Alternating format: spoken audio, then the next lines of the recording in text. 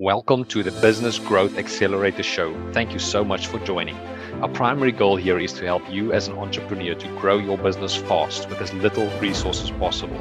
We talk about everything from smart digital marketing skills and business strategy to motivation and soft skills. Top interviews with industry leaders to inspire and give you the skills to grow your business. I'm your host, Pierre Muller. Now let's jump in. Hello, everyone. Our special guest today is Daniel Burstein. Daniel oversees all content and marketing coming from the marketing experiments and marketing Sherpa brands while helping to shape the marketing direction for MECLABS Institute, digging for actionable discoveries while serving as an advocate for the audience. Daniel is also a speaker and a moderator at live events and on webinars. Previously was the main writer powering the marketing experiments publishing engine, from web clinics to research journals to the blog. Prior to joining the team, Daniel was vice president of Mind Pulse Communications, a boutique communications consultancy specializing in IT clients such as IBM, VMware, and BEA systems. Daniel has 21 years of experience in copywriting, editing, internal communications, sales enablement, and field marketing communications. Daniel, welcome. We are delighted to have you on the show. Thanks for having me, Pierre.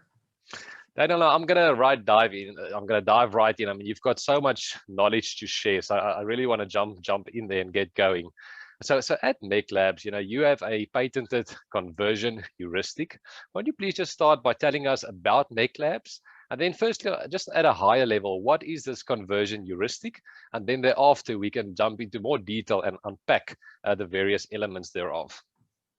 Sure. I mean, we're looking to answer a question that probably everyone watching this wants to answer. Like, how do you get people to say yes? And even for ourselves, for our own behavior, why do we say yes to one thing and no to something else? This is crucial for marketers, but it's crucial for us as just human beings as we go through life. So very high level, won't go too deep into MECLABS if we want to later. At MECLABS Institute, yes, we have a series of patented heuristics patented by our founder, Flip McLaughlin, based on more than 2 decades of experimentation into customer behavior. And these heuristics help marketers and help others understand what are the factors involved in getting people to take a conversion action. So MECLABS at a high level, where we offer services and training and those sorts of things. We also have 2 publishing websites. One is Marketing Sherpa, and one is Marketing Experiments. And through that, we share a lot of free content and free helpful information to the marketers of the world. At a high level, I'll tell you about our conversion heuristic. So yeah. It looks like an equation. It's called a heuristic, which means a thought tool. So I'm going to say it at first. It's going to sound confusing, but it's not too bad. It's going to sound like math, which sometimes marketers don't like. We can break it down and you can understand it. Yeah. So it's C equals 4M plus 3V plus 2I minus F minus 2A. And that's something we can unpack. But the thing you should know at first is the C stands for the probability of conversion.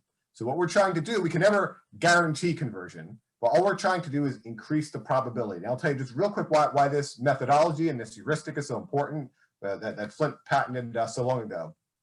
So right across the street from me is Johnson & Johnson, AccuView, Vistakon headquarters, world headquarters. And what they do is they make contact lenses. And I wear those contact lenses, not wearing them right now, obviously. But when I get that contact lens out of the pack in the morning, I put them in, they work, right? Those contact lenses work. Why? Because they have a 99.9999% success rate or something like that, right? Yep.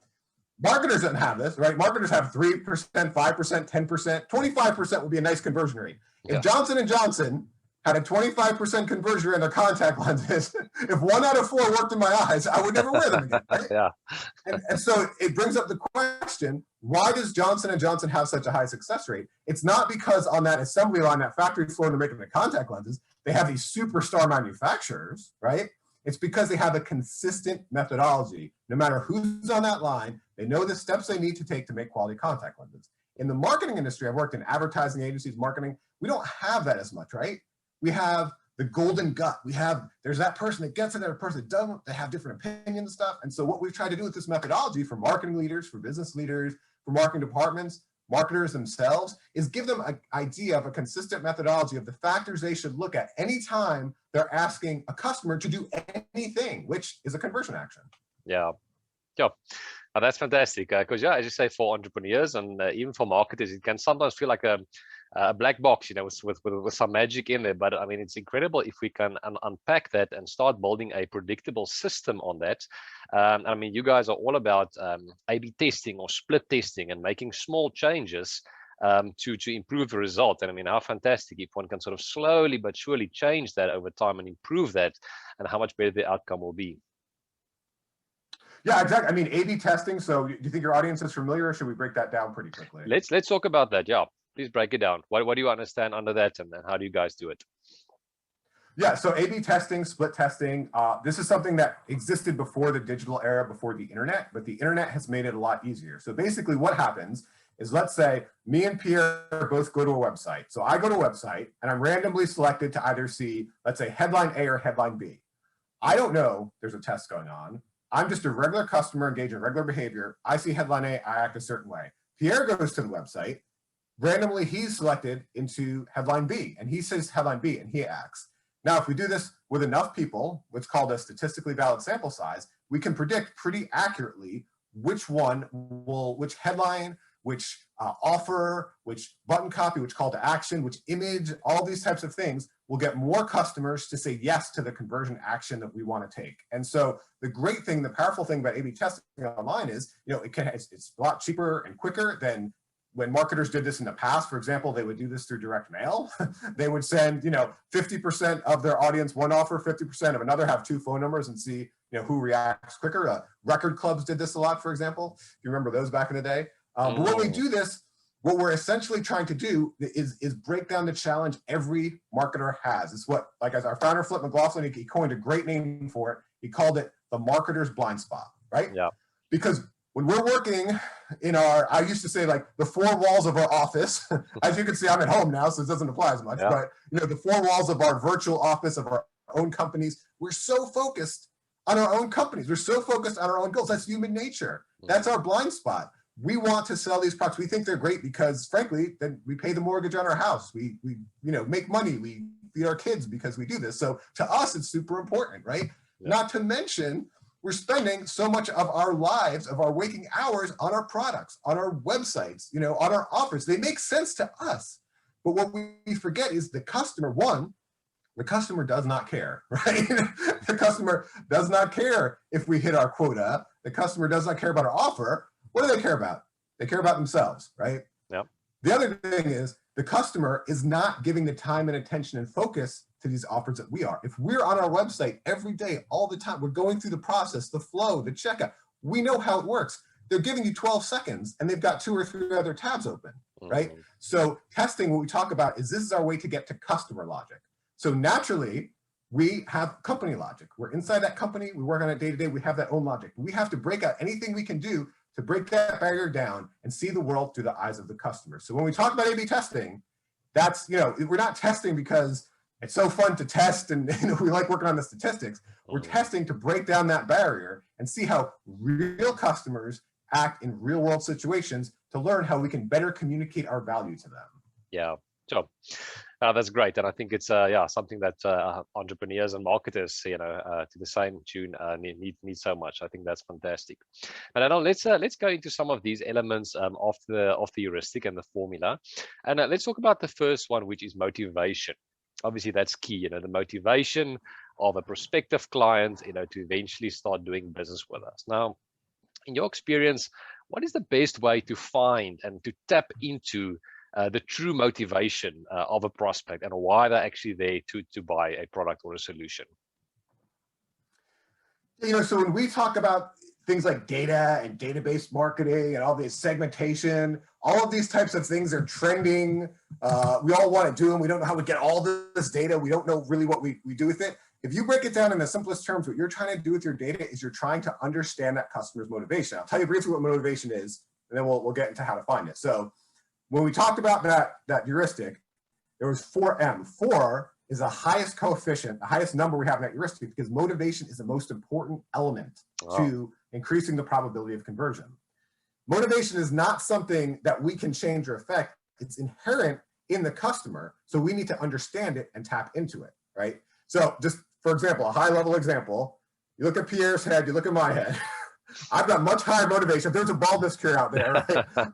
I've got much higher motivation to find it appears. That's inside of me. That's not something some company created. Now, how do we find that? So there's so many different ways. For example, we can look at the analytics of our website.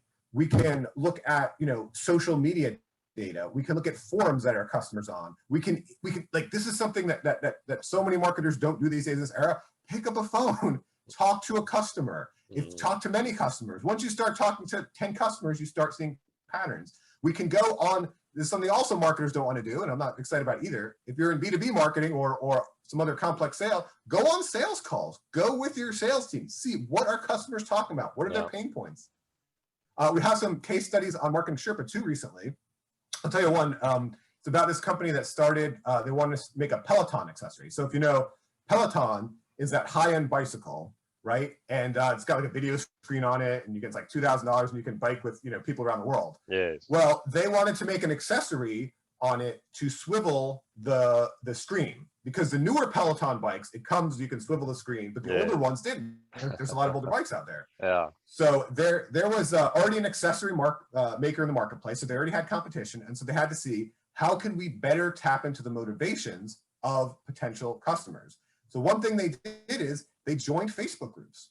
They joined Facebook groups where people were talking about Peloton, and they would look and they would see when they talked about the screen, or when they would talk about the new bike, or when they would talk about the competitors, what did they talk about? And they noticed there were a few things that didn't work too well with that competitor's product, like the way it swiveled and the way it shaked or something like that. And they realized, well, we could fix that, but I think the current competitor's product was $59. They would have to charge $175 to make a better one. But they were confident because they saw that there was a motivation within these customers to solve these problems. So by tapping into it, they were able to sell a more expensive product and be successful.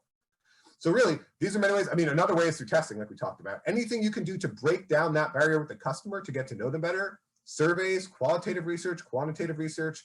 Another great thing is that I like to do when I'm writing copy even, look at review sites. Look at Yelp. Look at, whatever the review sites are for your industry, Google reviews. Because one thing you'll notice in there that's really helpful in motivation is customers will speak in their own language. Right? So here's a quick example of a case study we did with IBM. IBM had an HR related product, and I'm going to mess up the words, but there's a lot of links we can give your audience where I can find all this, and they can look at the case studies directly on Marketing Sherpa. But they were using like smarter HR, smarter commerce, or whatever their individual internal IBM language is. But then when they started looking at the data and talking to customers, they found out the customers don't call it that. They called it something else HR related. By better tapping into the motivation, they increased conversion. We actually worked with a company that had an at-home kidney dialysis machine. And again, I'm going to get these words wrong because I don't remember them exactly, but the first on the landing page, the words that the company was using were related to like nephrology or whatever were like very medical terms. But customers didn't know those medical terms. They were searching for kidney disease or whatever it is. So again, when you get into seeing, like talking to customers, that's the qualitative part. Talking to them, surveys, looking at their reviews, how they write, what they post on social media, in forums. Look at what words are they using, how do they differ from yours, and speak their language. And that's a great way to tap into their motivation. Wow, that's fantastic. I mean, the next question that I actually wanted to ask you is, especially for entrepreneurs with perhaps a smaller audience, they don't have that database yet to tap into. What are some things they can do? And I think you already answered the question. I mean, there's so many great ideas going into groups, going onto review sites, just doing the research. It's hard work, as you say, but it's so fruitful just to understand the problems and to speak their language, as you say. It's so important to really speak the language of your ideal customer. So I think that's fantastic. So the last thing, maybe. One thing I want to caution though, real quick, if we're going to talk about entrepreneurs. Yeah. This is something I've noticed in working with startups too. What entrepreneurs tend to do, they're so passionate about what they're making, and they have to be, because they have to. It comes to great risk, great monetary risk, or risk of their time. And so what they tend to do though is they look for what I call shards of hope.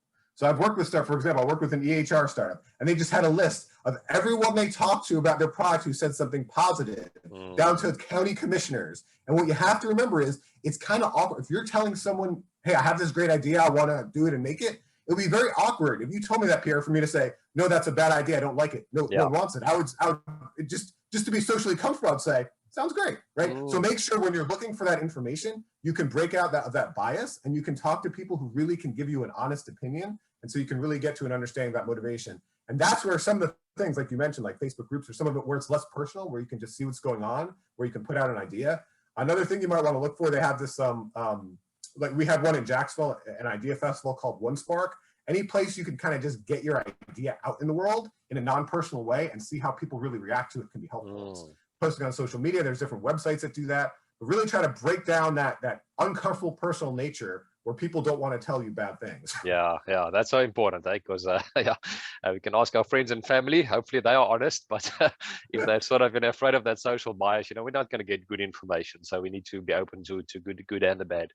I know maybe just the last thing on motivation. I mean, when it comes to crafting the message, do you find is it better to focus on sort of the fears or the pain points of our customers and the avatars compared to their desires and hopes when it comes to marketing message? I mean, is the one more effective than the other, or would you say a marketing message should be a combination of those?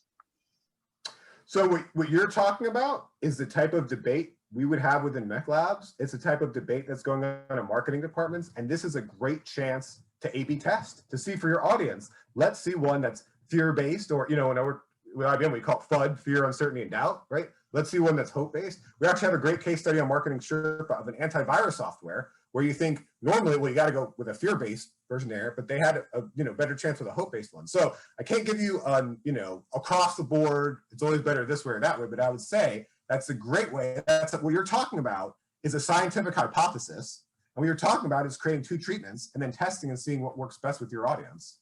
Yeah, that's fantastic. So again, it comes back to testing, and it's so crucial. We're not in the guessing game. We must absolutely test everything we do. Daniel, let's talk about the second one, which was value propositions. So first, maybe just tell us what your understanding of a value proposition, and then also what makes for a good value proposition. Sure. So value proposition, that's the next step. That's 3V. We say it's the next important thing in there. So the value proposition is the answer to the question: if I am your ideal customer, why should I buy from you instead of any other option I have? And so an important element in there, notice what I said, is ideal customer. So what a value proposition does in the world is, remember, we can't be everything to everyone, right? A value proposition helps us focus on who can we best serve. And then with our marketing, what we should really be saying to customers in the world is, we can best serve you, we can't best serve you. And if we can't best serve them, that's great. They should go elsewhere. Good for them. We should help them find that. But for those ones we best serve, how can we do it? So when you think of answering that question, if I'm your ideal customer, why should I buy from you instead of any other company? There are 4 elements that are so important. One is appeal. And I think many of your audience will get this naturally. This is where many customers stop. Yeah. and that's why they don't have a strong value proposition. But appeal is obviously that there has to be some value that you want, right? So that's kind of obvious. So we won't go too deep there. Another is clarity. And that's what gets into some of the testing we talked about. If they can't clearly understand the value we're communicating, it doesn't matter how appealing it is. And you'll see this sometimes with some like B2B software companies or B2B technology companies, and you go to their websites and it's so complex and gorpy and it's not speaking the language of the customer. Actually, we're doing this exercise on, we had what we call an internal intensive. We're working for one of our clients that's like in the research industry. And so it's very interesting. We're looking at, they have across the entire research value chain, they can provide value. And so we're looking at on a landing page, how do you communicate this? And so one of my colleagues had done a competitive analysis and he pulled up 3 competitors. And the interesting thing is all 3 of those competitors were talking about essentially the same types of services and offerings, all using different language. Yeah. None of it in the customer's language. None of it we kind of really understood what they were talking about because they're all talking to themselves, essentially. Companies can do a great job of that, talking to themselves. So you need to make sure it's clear to potential customers, what is that actual value you're communicating? Yeah. So now those are 2 that people try to get naturally. These other 2 are the things where definitely we notice companies fall down. One of them is exclusivity, right? So what, you can do it. If I can get it everywhere else, what does it matter, right? So yes, I might buy from you, but what happens then is you lose your margins, right? It just becomes a price play. It just becomes a commodity. So you have to understand, how can I add some exclusivity into the mix? So I'll give you an example. It's a case study I did a month or 2 ago. It was an e-commerce store and they sold diamond rings, mostly for engagements. And so they realized like, hey, you can find diamond rings for engagements all over the place. You could go to your local jewelry store, a lot of e-commerce stores online. Why should someone choose us instead of someone else? And then so they took a step back and they looked at what we just talked about previously, motivation. What is the motivation for someone coming to our website to buy an engagement ring? And how can we serve them, whether we profit from it or not, right? And so they realize the motivation is, it's mostly men, let's say, they're going there to get that engagement ring because they want to propose to their spouse, right? That's mostly why someone's buying an engagement ring. They thought, okay, we understand that motivation. What is their problem? What is their pain point? Well, and I have this problem too. Like, you want to get the best engagement ring. It's a big investment, that diamond ring, but you don't know what she wants. Yeah. You don't want to buy the wrong one and give her the wrong one. And so they had this idea, what if we just, for free, we lent them a ring so they can propose with that ring. And then once she said yes, they could come back to our site and buy the ring. And so they put, very clever, right? Again, very good way to find an exclusive value proposition. They put this on their website. A lot of people filled out this form. What they found is most of the people who filled out the form never even took them up on the offer, but they became better leads and became closer to them. And the ones that did take them up on this offer, wasn't a big, they had a few rings they gave out. They were insured. Obviously, if someone lost it, they'd have to pay for it. But once they did that, well, these people were very tied to the site and they wanted to buy the ring from this site. So again, look at your value proposition. Where can you create some exclusivity? And lastly, I've seen this problem over and over again in my career, credibility. So we can say whatever we want to customers. If we've got an advertising and marketing budget, if we've got a big one, we can say a whole lot of stuff to customers. It doesn't mean they'll believe it. I've been in so many meetings previously in my career when I've worked as a copywriter, when I worked at an ad agency, we're with the client and they're saying this and that. And in that room, again, this is where it's important to kind of break down that social discomfort that we have with each other. In that room, it's very groupthink. It's a very team mentality. If you're a consultant, if you're an agency and these are your clients, you don't want to tell them something bad, but when they're spouting all of these things out, you have to be what I call an advocate for the customer, because the customer does not care about this. You want to keep that client, you want to be like, oh yes, your sprocket is the best sprocket in the world, right? So you have to think, how can I add some credibility to that mix? We can't just because we have that budget to broadcast it out to the world, no one has to believe us. So give you an internal example for ourselves. We had an event back, you might remember this time, Pierre, people actually got together with each other. Way back. Yeah, hopefully again soon, But we had an event in Las Vegas at the Aria Hotel. It was called Marketing Sherpa Summit. And we had a PR agency for that we worked with, and also for that event. And so when they first started working with us, they gave me the first press release, and Pierre, it just said how awesome and amazing Marketing Sherpa Summit was. It was beautiful. It made me feel good because I ran the content for the event. So I was like, yes, it's great. But but I told them, and I pushed back, and I said, no one's going to run this story, and no one's going to care. No one believes it's the most amazing thing ever in the marketing world. Let's break it down and find out what is that value proposition and what credibility can we add? Like, there's no sales pitching. That's a credibility indicator. Like, we have, these thoroughly vetted case studies where we're on stage interviewing marketer to marketer to help you understand these case studies, finding these other elements to form credibility. So just remember that factor. Challenge. What would the customer say? Why would, what the customer think? Why should the customer believe this? Don't just put out that, amazing message. And you'll see this every day. Go to so many websites. I get so many pitches for these. It's the leading whatever in whatever industry. We're the leading, just fill in those blanks. I'm sure you've seen that too, Pierre. The leading this, the leading that. Maybe you are. Why should I believe it? Yeah. Sure. No, I love that. It's so important to tap into that, and even if it's been drafted a few years ago, to revisit it and really go deeper and really, sort of come to the core of that. So that's fantastic. And thanks. I mean, the value is incredible. I mean, I really appreciate it. I mean, let's perhaps go on to the next element. I think the next one was friction. What are some things that typically cause friction, and what are some things that marketers or entrepreneurs can do to remove some of those friction on their landing pages or email marketing process? Yeah, that's a great question. So up until now, we've talked about those positive elements. Essentially, that's the value you can bring to your customers to get them to purchase, to get them to make a conversion, right? But when me and you, when we're deciding whether to act in a conversion, we're always weighing the positive versus the negative, right? Essentially, is the value higher than the cost? So those are things to bring up the value. Friction is a cost, right? It's not a monetary cost, but how can we bring down that cost? And friction is something in the process that makes it harder for the customer. So I'll give you a quick real-world example, and then we can talk about websites so you can understand. So here in the States, and I don't think you have that in South Africa, Pierre, but we have a fast food chain called Chick-fil-A. Okay. And so Chick-fil-A, do you have drive-through chains in South Africa where you just drive up and you order from a window? And you Yeah. Also the McDonald's and KFC and those ones, yeah. Sure. Yeah. Great, yeah. So normally, so for example, the McDonald's and the Chick-fil-A are pretty close to each other. Not a big junk food eater, but my kids love this stuff. You go to the McDonald's, there's whatever line, and you got to say it through the little tinny speaker, and they don't understand you, and you get there and they get your order wrong, and it takes forever. Yeah. Chick-fil-A, they have 2 or 3 times as many cars. The line's 2 or 3 times as long. But what do? They have these workers, these teenagers. They're out there. They're with you. So you pull up. There's one. They've got a clipboard. They're asking what you want. They're making sure you get what you want. The next one, they've got a little credit card reader. The next one is giving you your receipt. And the next one, by the end, they're walking to your car and giving you the food. So what they've done is they have just as long of a line, maybe a longer line. They found a way, how can I reduce that friction? And for me, who doesn't really care about either of them, if I know that line's going to be easier, that's a reason to pick it. So and there's many examples in person too. On our websites, what can friction be? It can be a long form. It could be a long process. It can be, this is what I hate, when you gotta register to become for an account before you can even purchase. You're going through the purchase process. Now I gotta register for an account. So all of these elements create friction. You gotta remember your password. Amazon has done an awesome job at reducing friction, right? They were the ones, the inventors of that, one-click purchase. What do they do? They remove friction.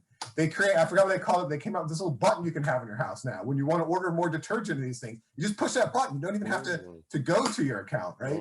They came out with and they're not the only ones, with their Echo Dot speaker, where you can just talk and say, I want this thing. Yeah. What are they doing? They're reducing friction. They're making that process easier. So remembering the credit card in your account, all of these things. So that's where look through your process. How long are your forms? How long is your process? How complex is your page to navigate? Is it 3 columns? We have to go through and figure out where I want to be. Do you have 3 calls to action? I can't figure out where I want to go. What can you do to make that friction-free and make it easier for the customer? Yeah, sure. Because we know attention spans are short, and they're getting shorter and shorter. And at the moment, it's difficult. There's too many things to look at. As you say, a very busy website, too many calls to action. It just creates friction, and people might leave and then never return, kind of thing. So it's so crucial. Mm-hmm.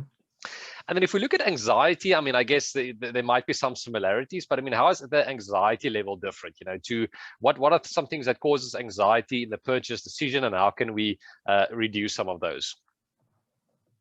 Yeah, that's a great question. So anxiety is another negative element that would get people not to purchase. So when we talk about friction, that's kind of a physical barrier, right? And even if we're talking about a website, obviously it's just zeros and ones, it's digital, but there's still a physical barrier. There's too many forms, there's something on there, Anxiety, that's a psychological concern in someone's mind. So for example, if there's too many forms and one of them is a social security number or driver license number or a phone number, that might cause friction. But the other thing having that phone number there might cause is anxiety. Yeah. We put a phone number and we think, oh, great. Now what are they going to call me about? Even an email address. Oh, great. Are they going to spam me? Why do they need my driver's license or my social security number?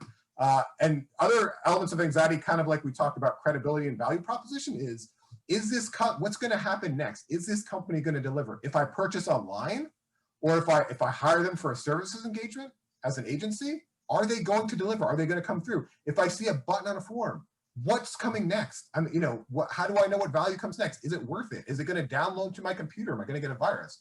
So all of these elements where people have a concern, in some ways you can reduce anxiety is one of them, tell customers the why. Tell customers why. People, we overlook this so much.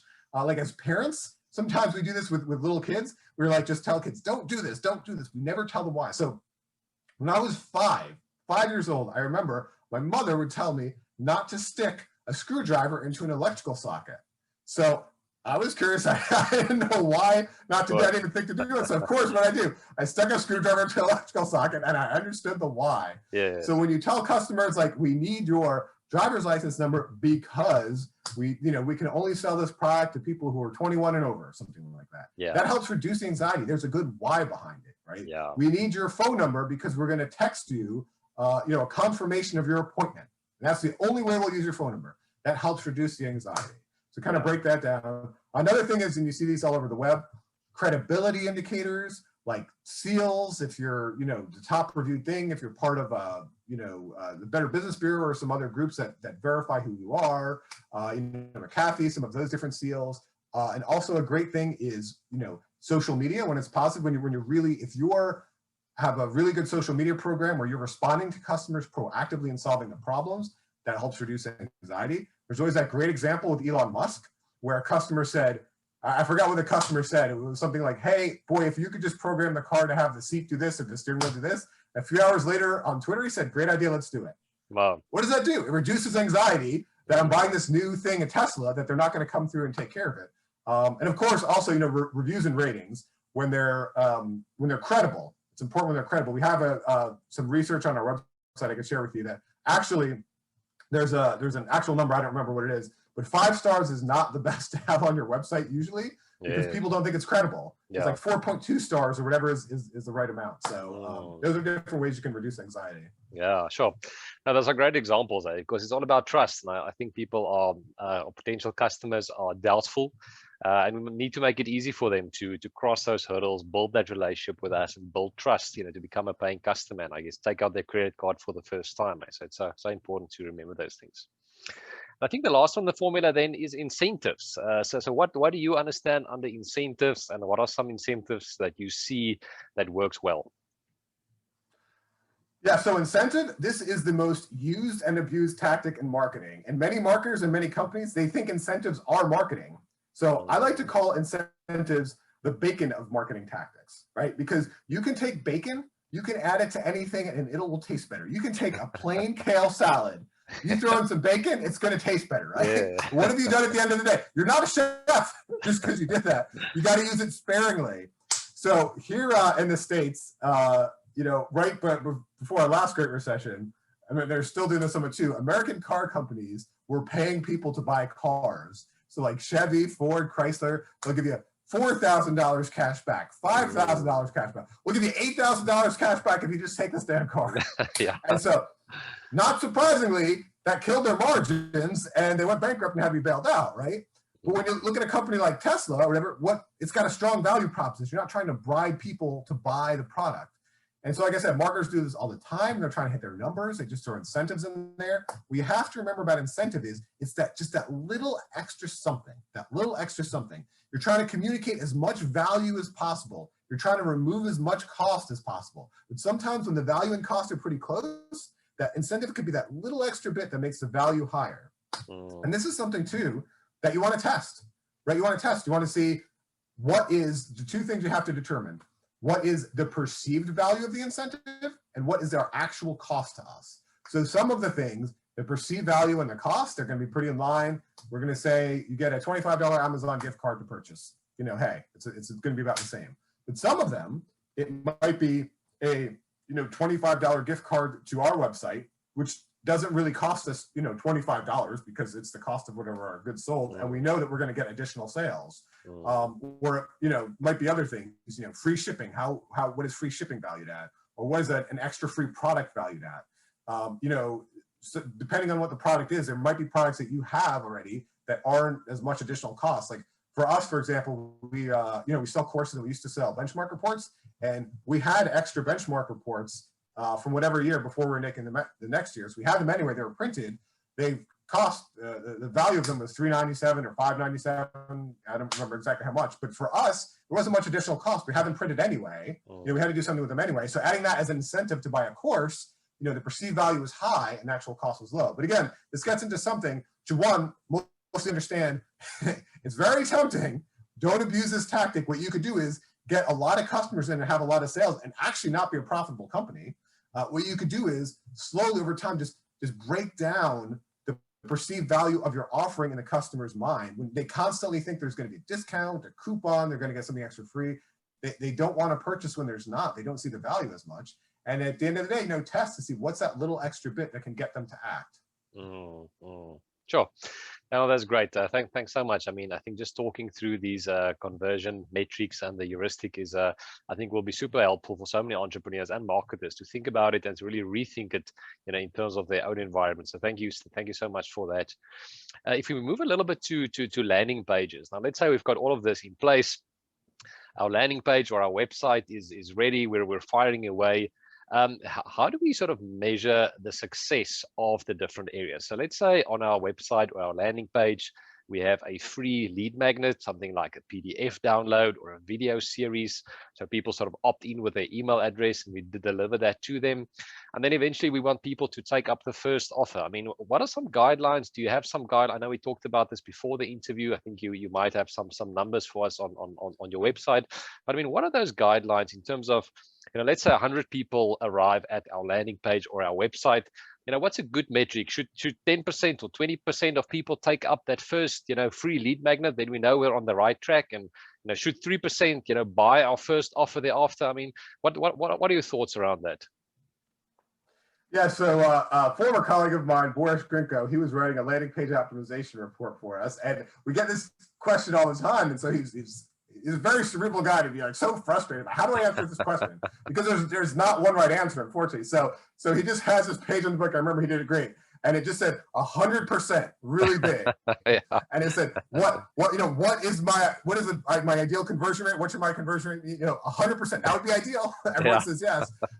So in reality, just to get to the number part, and I think we have some benchmarks we might be able to share later through the link. I mean, it varies so much, based on how big your ask is, what industry you're in, what type of customer you have. Even between company and company in the same industry, they can have a different approach. So for example, when we talk about friction, the higher friction you have, the less people are going to get through and become, let's say, a lead. But the people that do come through, the higher the friction, they're probably going to be higher quality leads, right? So I use the example of, if you think of an exclusive nightclub, right? There's probably a dive bar in the corner. Anyone could just go in. But an exclusive nightclub, they've got the red velvet rope. There's a lot of friction there, but the people actually coming in are going to be higher quality for whatever it is they're looking for, physical attractiveness or whatever. And it's the same thing with your company. You have to decide, do I want as many leads as possible and then have a big sales force with the human touch and they're going back and forth or nurturing them? Or do I want few high quality leads? If you want as many leads as possible, have as low friction as possible. Just only ask for email address when you have that lead magnet. If you want, higher quality, less people to come through, then you're asking for email address and phone number and title and budget and when you're going to purchase. Less people are going to go through and fill that out, but the people that do, probably more motivated and going to be better leads. So when it comes to, so what do you do? How do you actually, do this? So what you have to do is you have to map out the customer journey, right? So there are a few products that people will just probably go and purchase. If I'm on the line, at the grocery store and there's some bubble gum there, maybe I'll grab some. But most of them, there's a customer journey where they have to go through and make different decisions so they get to the point of finally purchasing. You have to understand what is each decision they have to make and how do you help them along that process to get to the final purchase. And then you want to map each of those conversion rates and for each of the asks. You want to understand, it's called KPI. What are your key performance indicators? When you have that map, then you can see where are people leaking out of my funnel? Where is my opportunity to increase conversion? You've got a benchmark set. Here's what we're at. Where is our best opportunity to improve it? And these things could be at one, like you said, filling out a lead magnet. It could be the point of making a phone call. It could be the point of actually making a purchase. One thing you can do with a lead magnet too, to kind of help see where is a drop off and how I can increase conversion is, you could have a two-step form. So the first step in the form might just be asking for email address. And then the second step asks for more things. And then you can play with, okay, what more can I ask for before I start losing leads? If you need a lot of information from people, and your sales force, because one thing you can do is work with your sales force, and sometimes these forms just get so big and bulky because over time, this person asks for this and that asks for that. Before you know it, you got 15 items on there, and you have one thing of like, how much does it really matter to you, what industry they're in? Is that really that important, or can we ask them on the call? One thing you can do is called progressive profiling. If you keep a relationship with these customers, so the first time you just ask for email address and name, and then maybe the second time they come back, because now you've got their email address, you can start sending them more things of value. The second time they come back for a report, you already have their email address and name, then maybe you ask for company. And the next time, maybe you ask for budget size. And so over time, what's happening is, we talk about value and cost, you keep delivering more value to them, there keeps being more cost, but it's more imbalanced than saying, hey, up front, tell me these 15 things to download this PDF. Oh, that's fantastic. Sure, some great ideas and great motivation, Daniel. Thanks so much for that one.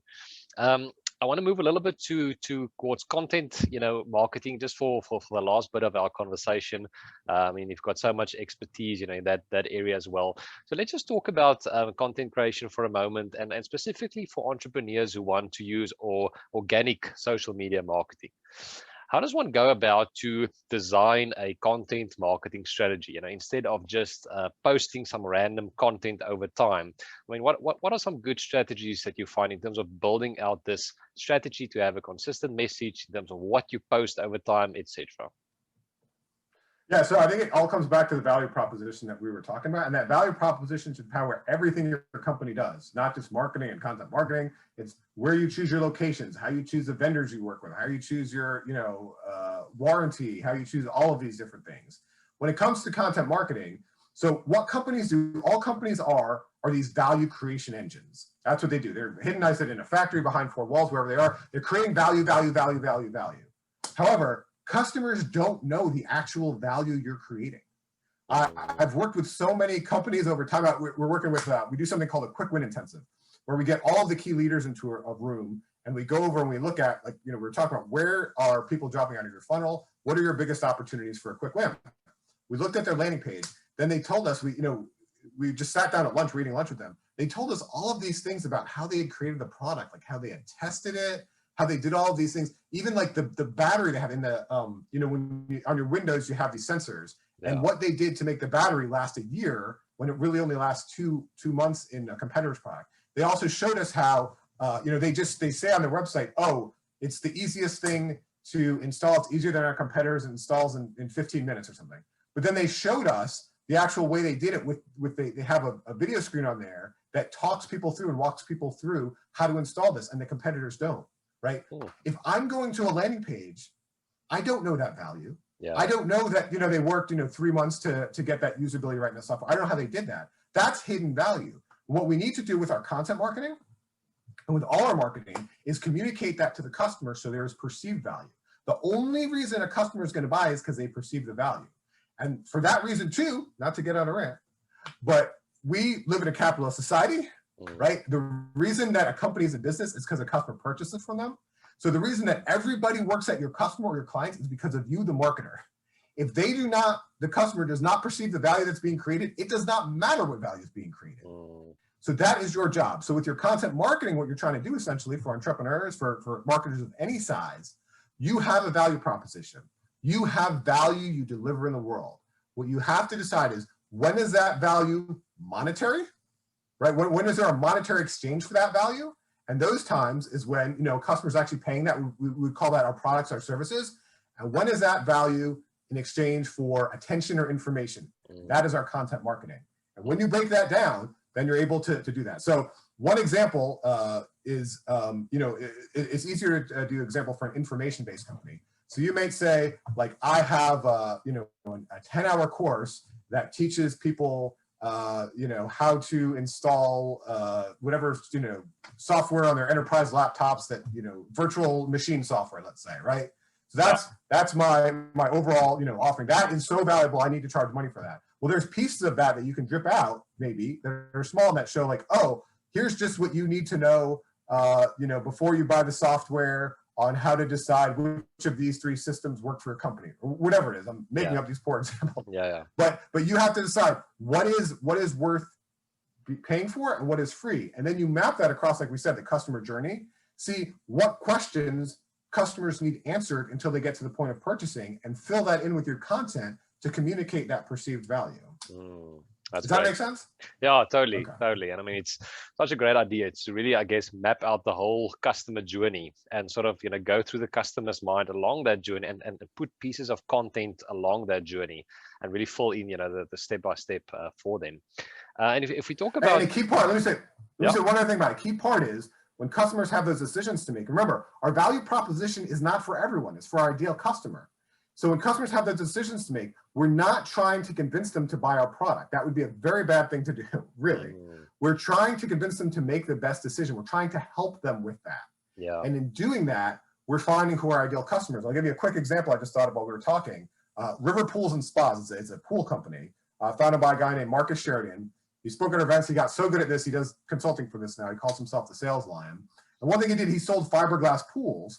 And so some of his content, his blog posts, he taught customers what's the difference between a fiberglass pool and a concrete pool. He doesn't want to teach everyone and say fiberglass pools are best for everyone, because what's going to happen? Then they're going to come, they're going to book one of the sales guys. The sales guy's going to come out, they're going to spend all this time. And at some point, either the customer is going to realize the fiberglass pool is just not going to work for them. They need a concrete pool because of the size of their yard or whatever. Or they're going to buy it, they're going to try to install it, and it's not going to work. And then, as we talked about how important reviews and ratings are for credibility, they're going to get slammed online. This pool's horrible. The pool's not horrible. There's no bad products. It's just you have to find the right product for the right person. That's when your content marketing, remember, like I said, even with our Marketing Sherpa Summit, we're not everything to everyone. We're not the best solution in the world. We're the best solution for the ideal customer. Yeah.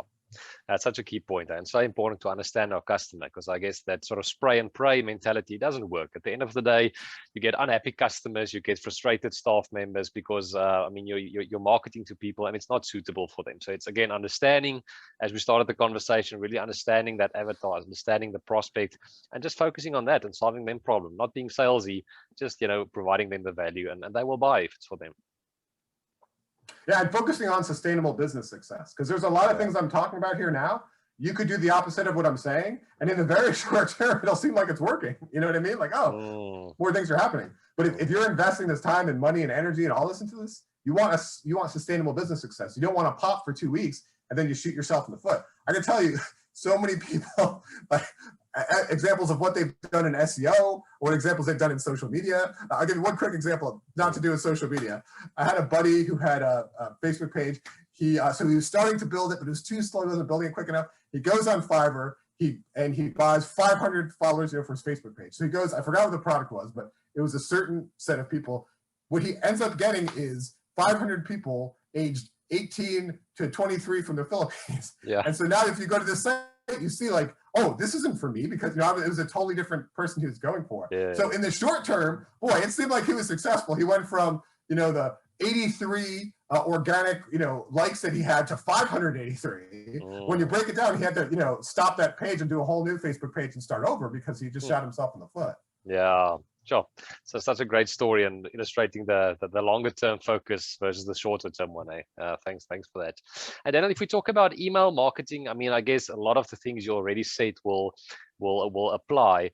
But let's say we're doing sort of an email marketing sequence. People opted into a free lead magnet. They gave us their email, and we're sort of building out a sequence.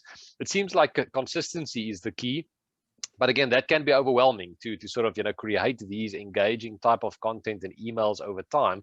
What's sort of the best way you think for an entrepreneur to do this? I mean, should every entrepreneur just learn to do it themselves, outsource it, or is it perhaps a place where they can find some templates? Again, not to for everyone to sound the same, but I guess maybe just to spark some ideas and sort of a high level structure into where they can plug into their own value and content and stories over time. Yeah, well, email marketing is a product. Your email newsletter, whatever email you're sending, that is a product, and you have to think of it that way. It's not something free to the customer. Nothing in this world is free.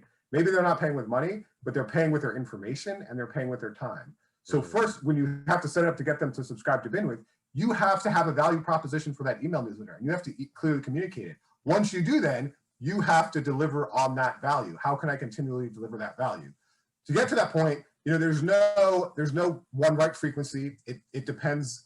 There's no one right timing. It all depends. For the company, we had an example with an online bank, and there was a steps like you signed up, and then it was almost kind of like a cart abandonment thing where you have to send further emails to get them to take further steps. At first they thought, let's send it at, I think, like a 3 and 7 day interval or something like that, 3, 7, 14 days. When they tested, that was too long, because by the time, what they were trying to do is good. They're like, we don't want to hit people too quick. They just abandoned this. They found out they needed to pretty quickly tell them, like, I think it was like 1 hour, 1 day, 2 days was much more effective, because by the time it got that long, people had forgotten and they didn't, care about it anymore. So again, not to sound like a broken record. One is, you got to, test to see what works with your audience. When you're testing, if you're a small company, you have to understand the validity of sample size, because if you have a list of 100, you can't get to an actual valid test. You can try to see what works, but it might just be random chance why one thing's working better than the other, right? Yeah. Might just be a few people like something better. You have to have a value proposition, you have to deliver on it. And then to your question, Pierre, you have to decide that's really a business strategy. What do we want to be expert in and what do we not? And if email is not something that you are going to build a discipline of excellence within your organization, then that's where it comes, find a trusted vendor, find someone to outsource, find someone who's focusing on these type of things that can give an outside perspective. But if email is going to be core to your business, it's not free. That's something you have to invest in. You need to get the right tools, you need to get the right people, and you need to give them the understanding and work with them on your value proposition to consistently deliver value to the customer. Another thing that's so helpful here, and this is kind of a soapbox I'll get on a rant a bit, is go for it. The companies that send emails that you cannot reply to. Do you get that? Yeah. The do not reply. Do you know how rude that is? Yeah. How rude is, I'm going to email you whenever I want, about whatever I want. Don't you dare try to email me back. This is a one-way conversation, friend. What do you think that says to a customer a potential customer who might want to buy your services or product? That's not a good way to get started with them. So whenever I implore, I say this every time I speak, let them reply. This is a conversation. Make it a two-way conversation, because what will happen when they do is you will learn from the customer what works, what doesn't, what they want. You also get leads that way. When we send emails, we always let people reply. Not only, I will tell you, it's fun. It's fun to hear from the customers. Sometimes they point out mistakes, which is good, which is our blind spot we didn't know. We get praise too. That's a lot of fun. We pass it around. But also, I look at that as a conversion action. So I always have two conversion actions in an email. We have one is, the click or whatever we're asking for there. But another conversion action is them just replying and getting to it. That can cut out a lot from the landing page and all these other things. That's a pretty motivated person who wants to talk to you and tell you something pretty quickly. Let them reply and then have it, again, as with anything that you're doing in a business, you have to have a process, you have to have a system on the back end. It's not just let them reply, let's see what happens. You've got people dedicated to getting that information. Might be a team of people. Something we've done is like, okay, Monday and Tuesday it's you, Wednesday and Thursday it's you, and then we have a system in place. There's a set of level 1 questions we get, which are common questions, which we have an Excel document, which there's a lot of copy and paste you can reply to. That's probably 80% of things, and the other 20% is we have a level 2 for technology questions, for product questions, for content questions. And so again, before doing any of these things, before setting up your email program, make sure you have these processes in place. Don't just focus on getting it out to the customer. Focus on what is each step of that journey going to be. What might the customer do, and are we going to serve them at some point? Because we have what's called the optimization sequence. Before there's the channel, there's the landing page, and then there's the product itself, right? But sometimes companies, they focus on, let's optimize the channel. Let's put a lot of money into ads and get a lot of people over to this landing page. You put a lot of money into ads and get people over to this landing page. If it's not a good landing page, you're just wasting money. And they might just say, all right, let's get a lot of money in ads. Let's get this landing page. If the product isn't good, if the product doesn't have a value proposition, if people are going to get it and get a bad product, you don't want to send a lot of people to it yet. You don't want to spend money on the ads. Get the product right. Get the landing page right. Get your process right. Then get it out in front of as many people as you can. Yeah. Sure. That's fantastic. That's great content. Thanks, Daniel. We're sort of getting to the end, but I want to ask you what's the biggest thing on Daniel's mind, in terms of marketing, anything, where do you see the industry going? What's the biggest thing on your mind in terms of marketing at the moment? Well, I think, we're set. So I don't know when this interview is coming out, but today is March 29th, 2021. And we're really, I think, on the cusp of something. I know for me personally, I just got my vaccine booked this morning. I'm getting it in 2 days. I'm about to get my vaccine. And I think in the next few months, something really interesting is going to be happen. I think we haven't seen it since World War II, where there's all this pent up demand, where as these vaccines roll out more, and hopefully, we figure out this, I don't know if that's the only answer, we figure out this COVID-19 more and people build up more confidence. I think you're going to see this explosion of customer demand like we haven't seen before. And I think maybe since World War II, again, where there was a lot of that pent up demand, then you have an absolute boom after it. And so as marketers right now, I'm thinking, what can we do to get ourselves ready to start, but also get ourselves ready to take advantage of all that demand, right? Well, how do we make sure we have the throughput to take advantage of all that demand and serve those customers? And the other thing too is understanding there's probably going to be, it'll be interesting to see where it goes, right? Our society has changed a lot to, these Zoom conversations, a lot of this virtual, digital, not in-person stuff. So has that worked really well? And people are going to want to keep doing that, keep working out at home and getting groceries delivered and doing things very virtually and not wanting to be with each other, right? Is that a lot of e-commerce, a lot of things like that, a lot of no-touch delivery? Or, I feel like it's human nature that the pendulum, when it swings one way, it's going to swing the other way. If we really feel confident and get out, are we just going to want to be with people so much? Are we actually going to not want to go, to e-commerce? Are we going to want to go in the store? Are we not going to want our food delivered? We're going to want to go into the restaurant to be around people. We're going to want to travel like crazy. So these are really the key questions. I think it's just this kind of very grand human experiment we've done for the past year where we've just kind of locked ourselves up, and there's been a lot of fear and a lot of digital, and what happens now, and especially in the US, I don't know how it's been in South Africa. We got a lot of this stimulus money flowing, a lot of pent up demand, and a lot of interesting things to see how people react after this. Once they feel comfortable, I liked working at home. I'm not going to do that. I'm not going to ever go to a gym again. Or I can't wait to get back with people. I'm actually going to go to the gym now. And all these, and how does that affect your product and your service and your delivery? Sure. Yeah, let's hope. We hope it's going to be a good year. It's been a tough year or two for entrepreneurs around the world, and that'll be fantastic. But one definitely gets that feel where there's that pent up demand, lots of cash floating in the system, people holding back, and hopefully that floodgates can open up and for entrepreneurs to recover again. For our audience, and that's smart. And real quick, that smart entrepreneur. I'll say there's a quote. Wayne Gretzky, very very famous hockey player. He says, "I don't skate to where the puck is. I skate to where the puck is going to be." And so for the entrepreneurs today, I would encourage them, if you're looking to start a new product or a new service, a new company, now could be a very fantastic time. Like we talked about, what is that demand going to be in the economy 3 to 6 months from now, based on everything that happened? How are people going to change their behavior and get ahead of the game there? Yeah, sure. It's a great point, because we can often just focus on what's in front of us and what's happening around us now, but it's almost that second level and third level thinking to say, okay, so what happens then? If the economy opens up, what happens then? And if I do that, what happens then? And just try to look further in the future, because I do think there's some great opportunities coming out. Fantastic. Daniel, thank you so much. For our audience, we will put all of the links to Mech Labs and Marketing Sherpa and Marketing Experiments. We will put all of that in the show notes. Please go and have a look at that. Daniel, thank you so much. It's been fantastic. The time has really flown, and I think you've given us so much value and so much ideas. So thank you so much for your time. We really appreciate it. My pleasure. Thanks for having me, Pierre. Great. Thanks, Daniel. Cheers, everyone. That's it for today. We'll see you next time. Cheerio. Keep well. Bye-bye. If you want to ensure that you get free access to the entire series of content and interviews, plus more tips, tools, and tricks to grow your business, be sure to join our free Facebook group, Get More Customers. You will find a link in the description or show notes. If you enjoyed this episode, please hit the love button depending on which platform you use. This will really help us to get this message out to more entrepreneurs. We would also love to hear from you, so please engage with us and reply. What business are you in, or which speakers would you love to hear on the show? See you next time. Cheers.